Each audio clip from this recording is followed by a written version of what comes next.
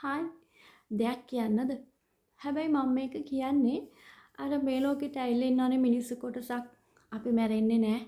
අපි හැමදාම ජීවත් වෙන්න ආවේ අපි අමරණීයයි කියලා හිතාගෙන ඉන්න කොටසක්. අන්න එයාලට නම් නෙමෙයි. අර පුංචිම දෙයටත් හිත රිද්ද ගන්න අපි ආවොත් මේ ලෝකෙන් දවසක යනවා කියලා හිතන් ඉන්නේ අහිංසක සුන්දර මිනිස්සු වෙනුවෙන්. ඔයාලා කොයි ගොඩේද ඉන්නේ කියලා ඔයාම තීරණය කරන්න. ඉතින් මං කිව්වා වගේ අපි ඉපදුනොත් දවසක අපේ මේ හුස්ම පොද සෝපාදහමට දීලා අපි යන්නම යනවා.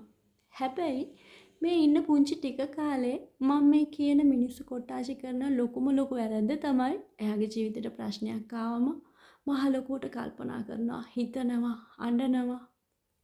ඉතින් මේ කැමක ඉස්සරහා කතා කරන මමත් කාලයක් එහෙම තමයි. එහෙම කරන්න එපා. ඔයාගේ ජීවිතේට එන ප්‍රශ්න දිහා මධ්‍යස්තව බලන්න. ඔයා තුල ඉවසීම තියෙන්න ඕන ඒ හැම දෙයකටම. සමහරලාට ඔයාට ඉවසීම ඔයා වෙනුවෙන් නැති වුණත් ඔයා ළඟ ඉන්න කෙනා වෙනුවෙන් ඉවසන්න. සමහරට ඒ ඉන්න ඔයාගේ ආදරණීය බිරිඳ වෙන්න පුළුවන්. ආදරණීය සැමියා වෙන්න පුළුවන්. ඔයාගේ දරුවා වෙන්න පුළුවන්. ඔයාගේ සහෝදරයා වෙන්න පුළුවන්. ඔයාගේ පෙම්වතා පෙම්වතිය වෙන්න පුළුවන්.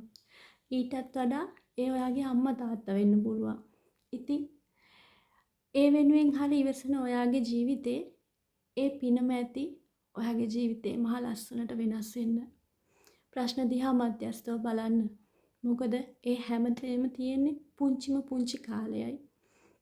ඉතින් ඒ පුංචි කාලේ මෙරි ජීවත් වෙනවට වඩා ජීවත් වෙලා මැරෙන්න එක හේතුවක් හොයාගමු. ඒක තමයි මට කියන්න ඕන උනේ. මං නදී ගිහින් එන්නම්.